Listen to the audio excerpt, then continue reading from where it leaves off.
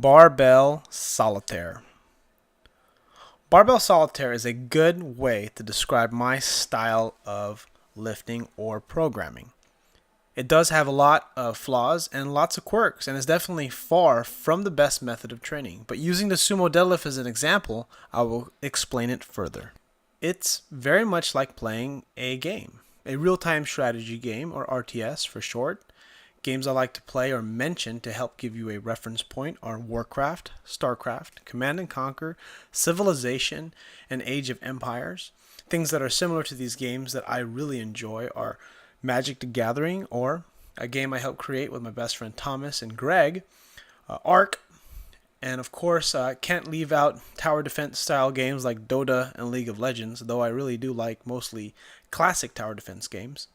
Is that in these games you are building a force, building a body. In the case of the barbell, you're building yourself up, and programming is sort of like a strategy, right? You follow the cube method, you follow West Side Barbell, and you're just building this I guess army, or in this case you're using your tools of programming, rep schemes, percentages, RPE scales, styles of lifting, different accessory movements. The game is to lift the most amount of weight in the squat, bench, and deadlift.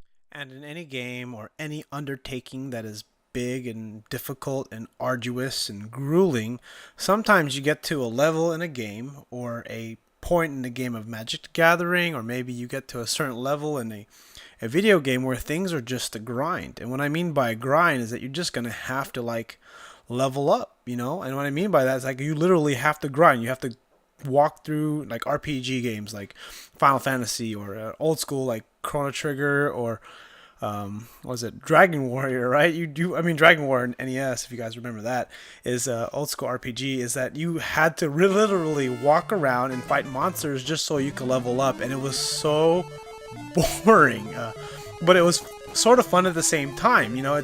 It's you just kept traveling and you kept walking until you run into a monster, and then you killed them and you just leveled up. And that's what you did. You did this because that's what you had to do if you wanted to get to that next level, if you wanted to make the next level easier, or actually get past that big boss. I mean, you could probably fight that big boss now, but the chances are you probably die, or you're going to get close to winning and you're just going to end up dying. Why not spend a little bit of time working a little extra hard and push yourself to level up so high that when you reach that boss, you can crush them?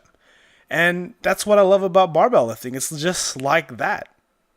Sure, I can walk in tomorrow and load 600 pounds on the barbell and just try to rip it off the ground, but that could be a very bad idea. I could be ill prepared, and unlike again, continuing with the video game analogies, the save points aren't quite the same, because there really are no save points, because if you snap some shit up, you're gonna have to wait and heal, and you can't just restore state if you're like playing a emulator game. If you can't already tell, I'm really enjoying making this video because I've been playing a lot of emulator games with my son, bringing home the classics, going over Sega Genesis and SNES, Mario Kart.